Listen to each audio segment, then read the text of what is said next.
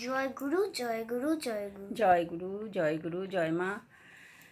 আমার নাম ভিয়ান বণিক। আমি কবিতা বণিক। মিমা, আমাকে আজকে একটা জয়গুরুর গল্প বলবে? হ্যাঁ, নিশ্চয়ই বলবো। আচ্ছা, আমরা তো জয়গুরু বলি, তুমি বলতে পারবে জয়গুরুর নাম কি? হ্যাঁ, বলো। শ্রী শ্রী 108 স্বামী নিগমানন্দ সরস্বতী পরমহংসদেব। ভেরি গুড, খুব সুন্দর। এবারে তাহলে একটা গল্প বলি। এই ঠাকুর তখন পুরীতে ছিলেন। হ্যাঁ, পুরীতে নীলাচল কুটিরে থাকতেন। তা এক ভদ্রলোক ছোট্ট একটা 2 মাসের, একদম আমাদের ইভানের চেয়েও ছোট, সেই একটা বাচ্চাকে এসে দিয়ে গেলেন যে ঠাকুর, ওর তো মা মারা গেছে জন্মের সময়ই, আমিও চলে যাব সন্ন্যাস নিয়ে হিমালয়ে, তুমি যদি এটাকে মানুষ করো, এই মেয়েটাকে খুব ভালো হয়। ঠাকুর ওখানে মায়েদেরকে বললেন, তোমরা কি পারবে ওকে মানুষ করতে? তো সরোজমা বললেন, হ্যাঁ পারবো, আমি আমার দাদার ছেলে মেয়েদের মানুষ করেছি। তো সেই থেকে ও এইখানেই মানুষ হতে লাগলো, ঠাকুরের এইখানটায়, নীলাচল কুটিরে। তো তার নাম ঠাকুর রেখেছিল লীলাময়ী। লীলা বলে ডাকতো, কখনো আদর করে লিলু বলতো। আর ভালো নাম রেখেছিল নারায়ণী। তো এ এখন বড় হয়েছে, 5 থেকে 6 বছর বয়স হয়েছে। তো ঠাকুর না ওকে মাঝে মাঝে একটু একবার সেই পিতলের খেলনাবাটি এনে দিয়েছিল, রান্নাবাটি, আবার পুতুল টুতুলও এনে দিত, অনেকেই এনে দিত, ছোটো ছোটো পুতুল টুতুল এনে দিত। তো খেলতো। একদিন হয়েছে কি, ওর একটা বড় পুতুলকে তেল মাখিয়ে স্নান করাচ্ছে, স্নান করাতে করাতে হাত থেকে পিছলে গিয়ে পড়ে গেছে, পড়ে নাকটা থেবড়ে গেছে। এবার কাঁদতে কাঁদতে বলছে, বাবা বাবা আমার পুতুলটা দেখো কি হয়েছে। তো ঠাকুর বলছে কি, বাহ এ তো কুষ্ঠ হয়েছে দেখছি। তখন লীলা বলছে, না বাবা ওরকম বলো না, ওর নাকে একটু ঘা হয়েছে, ওষুধ দিলেই সেরে যাবে, তুমি ওষুধ দাও। তো ঠাকুর বললো কি, যাও দিদির কাছে যাও, মানে সরোজমা যে ওকে মানুষ করেছে, দিদির কাছে যাও, সে তোমাকে ওষুধ দিয়ে দেবে। তাই করলো। দিদি তখন একটা পিন দিয়ে উঠিয়ে দিল, নাকটা উঠে গেল। তো ও আর একটা টর্চ নিয়েও সেই রকম তেল মাখিয়ে স্নান করিয়েছে, দেখে টর্চটা সেই ব্যাটারি গলে নষ্ট হয়ে গেছে। এবারে অনেক দিন কিন্তু ও আর খেলনা পায় না। কিন্তু লীলামা খুব পড়াশোনা করে, এত ভালো পড়াশোনা করে, ওইটুকু বাচ্চা মেয়ে, 6 বছরও বয়স তখনও হয়নি, কিন্তু খুব ভালো পড়াশোনা করে। ঠাকুর একদিন বলছে লীলাকে একটা প্রাইজ দিতে হয়। তো হরেন ব্রহ্মচারী ছিল ওখানে। তো হরেন ব্রহ্মচারী, হরেনদা বাজার টাজার করতো। লীলাকে একদিন বলছে, মনু বলে ডাকতো লীলাকে, তখন বলছে কি, বাবার কাছ থেকে একটা খেলনা নিতে পারিস তো এখন, তোকে প্রাইজ দেবে বলেছে। বেশ বলে বাজারে নিয়ে গেছে, গিয়ে পুরীর একটা বড় দোকান, আরএন শাহর খুব বড় দোকান, একটা মনোহারি দোকান, ওখানে নিয়ে গেছে। নিয়ে গিয়ে লীলা দেখে কি, একটা দুটো টিয়া পাখি বড় বড়, একটা ছোট একটু, একটা একটু বড়, দাঁড়ের মধ্যে বসে আছে, কি সুন্দর দেখতে। ওটাও কিনবে বড়টা। দাম কত? তখন বলছে, হরেন্দা জিজ্ঞেস করে যে দাম, বলে 1.5 টাকা। হরেন্দা বলছে, বাপরে এত দাম, আমি তো কিনে দিতে পারবো না। ওটা ঠাকুরকে বলতে হবে তাহলে, কারণ 4 আনা 5 আনা হলে কিনে দিতাম। এই 1.5 টাকা মানে এখনকার কত জানো? 1,500 টাকা, প্রায় বেশিও হতে পারে। তো সেই জন্য দিতে পারবে না। বাড়িতে চলে এসছে, এদিকে লীলা কাঁদতে কাঁদতে এসছে, খুব কাঁদছে, রাস্তায়ও কাঁদছে, বাড়িতেও কাঁদছে, লুকিয়ে লুকিয়ে কাঁদছে। আবার ঠাকুর শুনলে তো খুব রেগে যাবে।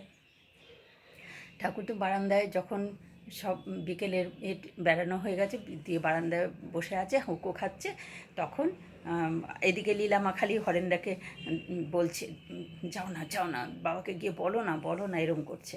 তখন লীলামাকে আবার শিখিয়ে রেখেছে হরেন্দা, আমি যখন বলবো তুমি এরকম করে বলবে। বলে বেশ।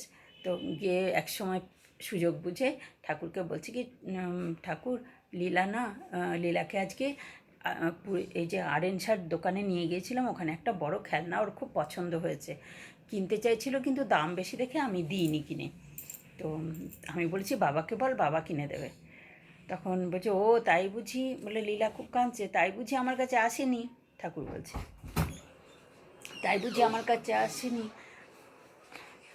তখন বলছে কি, আচ্ছা বেশ, লীলা, এমনি করে ডেকেছে ঠাকুর। যাই বাবা বলে দৌড়ে এসছে লীলা। ও তো কাছেই ছিল, ও তো ইচ্ছে করেই কাছেই চুপ করে শুনছিল। দৌড়ে এসছে, এসে বলছে কি, তখন বলছি, যাস কালকে হরেনের সঙ্গে গিয়ে যেটা পছন্দ সেটা কিনে আনিস। সঙ্গে সঙ্গে লীলাকে হরেনদা শিখিয়ে দিয়েছে আগেই, না বাবা তুমি আমার সঙ্গে যাবে, তুমি যেটা বলবে আমি সেটাই নেবো। তো তাই বললো বেশ, তাই পরে হরেন্দা বলছে ঠিক আছে আমি মোটরের ব্যবস্থা করে দিচ্ছি চলো। তো একসাথে মোটরে করে গেল, গিয়ে তখন দেখছে একটা লালমন ছোট, একটা লালমন একটু বড়। তখন বলছে কোনটা নিবি রে? লীলা ভয়ে ভয়ে ছোটোটা দেখালো ঠাকুরকে। তো আর হরেন্দা তখন কি আর করে, বললো কি না ঠাকুর ওর না বড়টাই পছন্দ, কিন্তু বলতে পারছে না ভয়ে। তখন বলে কি বেশ, তারপর বড়টাই খুলে ওর লীলার হাতে দিয়েছে। আর লীলা তো কি খুশি, আহা হা হা, এটা টিয়া তো নয়, যেন লালমন লালমন বলে খুব আদর করছে, খুব খুশি। এবারে মোটরে গিয়ে বসেছে ঠাকুর, মোটরে সবাই মোটরে বসেছে। এবার ঠাকুর আর একটাও কথা বলছে না, চুপ করে আছে। লীলা তো বুঝতে পারছে ঠাকুরের পছন্দ হয়নি এই জিনিসটা, কিন্তু কি করবে আর, লীলা তো আদর আর করেই যাচ্ছে, আদর করেই যাচ্ছে, কিন্তু ভিতরে ভিতরে খুব ভয় করছে। বাবা তো রেগে গেছে। বাড়ি এসে বললেন যে দেখো তুমি খুব বায়না করেছিলে, বলেছিলে বলে আমি এটা কিনে দিলাম, কিন্তু আর কোনো দিন এরকম দামি জিনিস চেয়েও না, বাজে পয়সা কখনো নষ্ট করবে না, কেমন? লীলা তখন ঘাড় নেড়ে বলল ঠিক আছে বাবা। সত্যি সত্যি ওই শেষ খেলনা দেওয়া, আর কোনো দিন লীলাকে কোনো খেলনা দেয়নি, বা লীলাও কোনো দিন আর চায়নি। এইরকম করে বাজে জিনিস ঠাকুর ইচ্ছে করলে সব দিতে পারেন, সব দেন। লীলা মা অনেক বড় হয়ে অনেক বই লিখেছে, অনেক পড়াশুনো করেছে, খুব পড়াশুনো করতে ভালোবাসতো। তো ঠাকুর জানেন কাকে কি করতে হয়, কাকে কি দিতে হয়, বুঝছো? তো সেই জন্য ঠাকুর এগুলো পছন্দ করতেন না, এসব বাজে খরচা করলে, বাজে, ও যদি অত খেলা নিয়ে মেতে থাকে তাহলে ওকে যে অনেক পড়াশুনো করতে হবে সেটা আর ও করতে পারবে না, বুঝেছো? তো সেই জন্য সবাইকে বুঝে শুনে চলতে হয়, বড়রা যা বলে সেটা বুঝে চলতে হয়। এবার আরেকটা গল্প বলি। এবার আমি আগে একটা কথা বলি। বলো বলো। আগের গল্পতে না হুম যেটা হয়েছে হুম ওটা আমিও করি, যে আমি কাউকে বলি না আমাকে গিফট আনতে। যখন আমার বার্থডে হয় গিফট আনতে বলি না আমি বলি খালি তুমি এসো বার্থডেতে। হুম ওরা নিজেরাই দেয়, হ্যাঁ। তাই তো? হ্যাঁ, ঠিক আছে, এটা যত বড় হবে আস্তে আস্তে নিশ্চয়ই বুঝতে পারবে, খুব ভালো কথা। এর আরেকটা গল্প বলি। হাওড়াতে খুব বড় উকিল ছিল, হাইকোর্টের উকিল, ফণীভূষণ মিত্র। হ্যাঁ, তার সে আবার ঠাকুরের খুব বন্ধু ছিল, ঠাকুর খুব ভালোবাসতেন তাকে। তাকে ডাকতেন কি বলে জানো? কি? কালো মানিক। কেন বলো? মানিক মানে রত্ন। তার চেহারাটা খুব সুন্দর ছিল, লম্বা চওড়া একেবারে, খুব দশাশয়ী চেহারা ছিল। আর খুব রাগী ছিলেন, কিন্তু ভীষণ রাগী, কিন্তু খুব ভালো মানুষ ছিলেন। যাই হোক, তার বাড়িতে তার দুই ছেলে দাশু আর খোকা। তো তাদের দুজনের দুটো পোষা কুকুর ছিল, একটার নাম সোনা, একটার নাম পান্না। হ্যাঁ, কুকুর দুটো ওদের বাড়িতে আছে। এবার ঠাকুর সেদিন এসেছে বাড়িতে, ঠাকুর মাঝে মাঝে ওদের বাড়িতে আসেন। এবার ঠাকুর এসেছেন, বলছি কি, ওদের মাকে বলছে, দাশু আর খোকার মাকে বলছে সন্তোষ, ঠাকুরের বাড়িতে কুকুর কেন? এইটুকুই বলেছে। আর ফণীবাবু শুনে নিয়েছে কথাটা। ফণীবাবু শুনে আস্তে আস্তে বলছে, ঠাকুর শুনতে পাবে দেখে আস্তে আস্তে বলছে ও দুটোকে যেন এক্ষুনি বিদেয় করা হয়। ব্যাস, দাশু আর খোকা তো ভয় পেয়ে গেছে। এবার কুকুর দুটোকে নিয়ে বাইরে চলে গেছে, ঘরে যেন আর না দেখি বলেছে, এক্ষুনি বিদেয় করা হয়। তা নিয়ে বাইরে চলে গেছে। এবারে ওই দুটো তো ওকে ছাড়া, ওদের ছাড়া থাকেই না, যেখানে ওরা থাকবে সেখানে কুকুর দুটো চলে আসে। এখন দুপুরবেলা সারা দিন হয়ে গেল, একবার খোকা এসে স্নান করে কোনো রকম খেয়ে চলে যায়, আবার দাশু আসে স্নান করে খেয়ে চলে যায়, বুঝেছো? কুকুর দুটোকে পাহারা দেওয়ার জন্য, যাতে বাড়িতে না আসে। সন্ধেবেলা একটা বড় থলেতে করে ভোরে কুকুর দুটোকে অনেক দূরে পাঠিয়ে দিয়ে আসলো, অনেক দূরে ছেড়ে দিয়ে আসে। কিন্তু ব্যাস, আবার সকাল হতে হতেই চলে আসলো ওরা, আবার চলে এসছে। এবারে কি করে, সেদিন সারা রাত্রি ছেলে, ওর বাবা বলে দিয়েছে যদি কুকুর দুটো আসে ছেলে দুটোকেও বের করে দেবে বাড়ির থেকে, ছেলে দুটোকেও বের করে দেবে। ওর বাবা ভীষণ রাগী, ঠাকুরের বাড়িতে কুকুর পোষা চলবে না, ঠাকুর মানা করেছেন। ঠাকুর বলেছেন কেন ঠাকুরের বাড়িতে কুকুর কেন? আসলে কি জানো তো, কুকুরের জায়গা হলো দরজার বাইরে, সে হলো পাহারাদার, সে বাড়ির ভেতরে কেন থাকবে, তাই না? তো সেই জন্যে ঠাকুর, ওরা বাইরেই ছিল, সারা রাত্রি বাইরে আছে। তো তারপরে কি করবে এখন, সারা রাত্রি এরাও বাইরে শুয়ে আছে, ছেলে দুটো, কুকুর দুটোও বাইরে। তারপরে এক জানাশোনা লোকের কাছে কুকুর দুটোকে দিয়ে দিল, তারপরে শান্তি। এবারে তো ওদের বাড়িতে থাকবে, আর তো আসবে না। এবারে শান্তি, কারণ ঠাকুর সেই থেকে ওদের বাড়িতে নিয়ম হলো ঠাকুরের বাড়িতে আর কুকুর পোষা যাবে না। আর কোনো দিন এখন পর্যন্ত ওদের বাড়িতে আর কুকুর আসে না। এইবারে আরেকটা মজা হলো কি, এই যে দাশু বড় ভাইটা, তার বিয়ে হয়েছে, বড় হয়ে গেছে, এখন বিয়ে হয়ে গেছে। তার বউয়ের নাম হলো কল্যাণী। কল্যাণীর আবার খুব পাখি পোষার শখ, খুব পাখি পুষতে ভালোবাসে। তো ফণীবাবু কী করলেন, ওর শ্বশুরমশাই মানে এটা কি দাশুর বাবা, আরেকটা গল্প? ও হ্যাঁ ওটার সঙ্গে ওই বাড়িরই তো ঘটনা। তো কুকুর পোষা যাবে না, এবার পাখি পুষছে। আসল কথা কি, দেখো না কি মজাটা হয়। পাখি তো পুষছে, এবার ফণীবাবু নিজেই একটা খুব ভালো সিঙ্গাপুরি ময়না এনে দিয়েছে কল্যাণীকে। তো ময়নাটা টাঙানো থাকে দাঁড়ের মধ্যে, একটা খাঁচার মধ্যে রেখেছে, ওকে ওখানে বসিয়ে দেয়। আর তার বারান্দার উপরে টাঙানো থাকে, আর নিচে ফণীবাবু কোর্ট থেকে এসে যখন নিচে বসে হাত মুখ ধোয়, তো ওদেরকে জিজ্ঞেস করে, ওর সাথে কথা বলে ময়নার সাথে, ময়না বাবা বলো জয়গুরু জয়গুরু জয়গুরু, রোজ এরকম বলে। হ্যাঁ, এরকম বেশ 15 দিন বলতে বলতে হঠাৎ ময়না একদিন বলল, ময়না বাবা বলো জয়গুরু জয়গুরু জয়গুরু। আর ফণীবাবুর খুব মজা, বাড়ির সবার খুব আনন্দ, ময়না কি সুন্দর করে বলছে, ময়না বাবা বলো, এত সুন্দর জয়গুরু নাম বলছে।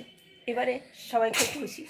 এবারে ওরা কী করলো, একদিন দেওঘর বেড়াতে যাবে। হ্যাঁ, ট্রেনে করে যেতে হবে। তো ট্রেনে যেতে গেলে তো ট্রেনে তো পাখি টাখি নিয়ে যাওয়া যাবে না, পশু পাখি নিয়ে যাওয়া যাবে না।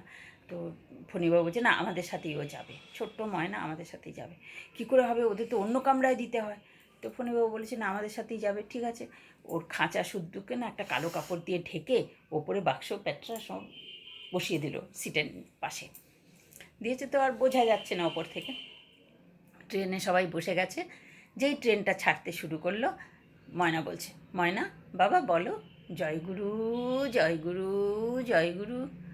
ট্রেনের যাত্রীরা অন্যান্য লোকরা অবাক, এ কে বলছে, কোথা থেকে বলছে, কী হচ্ছে। আর ফণীবাবু আরম্ভ করে দিল বলতে জয়গুরু জয়গুরু। তারপরে অনেকক্ষণ ধরে সারাক্ষণ সেই জয়গুরু জয়গুরু নাম হচ্ছে। তারপরে আবার ময়না চুপ হয়ে গেছে। কী হলো, ময়না চুপ করে গেল কেন? তখন কিছুক্ষণ পর ঠিক আছে চুপ করে আছে। কিছুক্ষণ পর চেকার উঠেছে, টিকিট চেক করতে।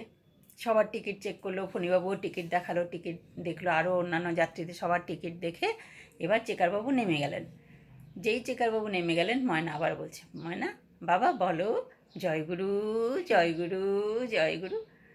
আর সবাই অবাক, বাহ এমন বুদ্ধিমান পাখি তো আমরা দেখিনি কখনো, খুব ভালো পাখিটা। এই রকম ওরা বেশ 1 মাস থাকলো দেওঘরে, ঘুরে টুরে বাড়ি আসলো। না, ট্রেনে বললে তো পাখি নিয়ে আসতে দেয় না। নিয়ে আসতে দেয় না, চেকার যদি দেখতো, রেল দপ্তরের অফিসের লোকেরা যদি দেখতো তাহলে তো নিয়ে চলে যেত। এখানে তো কেউ নেই, রেলের চেকার নেমে গেছে, তারপরে ও বলল, ওকে লুকিয়ে রেখেছিল, ঢাকা দিয়ে রেখেছিল, আর ও চুপ করে বসেছিল, দেখতে পাইনি। তো সেই জন্য তারপরে ওরা দেওঘর থেকে ঘুরে টুরে বাড়ি এসেছে।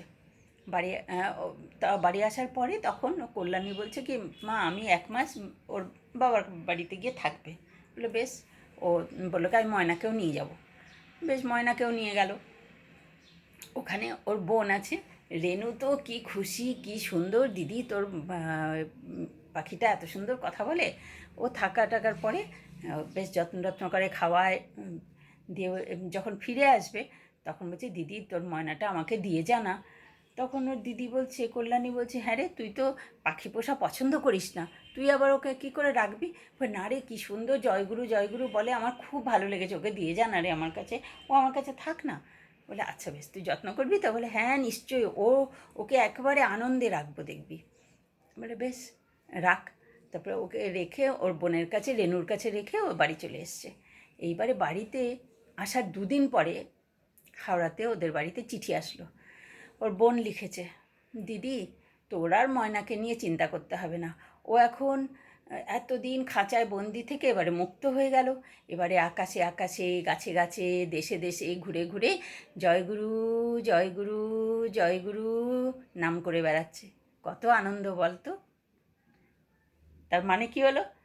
মানে হলো ওই যে খাঁচার মধ্যে ও বন্দি হয়েছিল, ময়নাটা উঠতে পারে না, ওর কষ্ট হয়, ওর ডানা ভারী হয়ে যায়, ব্যথা হয় শরীরে, তাড়াতাড়ি পাখিগুলো মরে যায়, বেশি দিন থাকতে পারে না, বুড়ো হয়ে যায়, কেমন হয়ে যায়। তো এই কষ্টটা একটা মানুষের কথা ভাবলে ওরকম কষ্ট হয় না? একটা মানুষকেও যদি ওরকম ছোট্ট জায়গার মধ্যে আটকে রেখে দেয়, কেমন কষ্ট হয় মানুষের, কোথাও যেতে পারবে না। যেমন জেল। হ্যাঁ, একদম জেলের চেয়েও খারাপ না? অতটুকু একটা জায়গার মধ্যে যে পাখি উড়ে উড়ে বেড়ায়, কত দূরে দূরে যায়, সে পারছে না, তো সেটা খুব খারাপ। তাই ওর বোন ওকে মিথ্যে কথা বলে ওকে রেখে দিয়েছিল, পাখিটাকেও ছেড়ে দিল। ওর বোন একদম পছন্দ করে না যে, তারপর থেকে ওদের বাড়িতে আর সত্যি সত্যি কোনো পশু পাখি পোষা হয় না। জয় গুরু, জয় গুরু। কেমন লাগলো? এমনিতে ভালোই লাগে। খুব ভালো লেগেছে। আর আরেকটা কথা, বলো। আজকে কিন্তু আমাদের লাস্ট এক্সাম ছিল। বাহ। মানে আমাদের ফার্স্ট ইউনিট টেস্ট হয় তো, সেকেন্ড ইউনিট টেস্ট ওইটার মধ্যেই আজকে আমাদের এক্সামটা এন্ড হলো। আর আজকে 12 o'clock থেকে আমাদের হলিডেজ শুরু, মানে ছুটি শুরু। বাহ, ভেরি গুড। জয় গুরু, জয় জয় গুরু, গুরু, জয় মা। জয়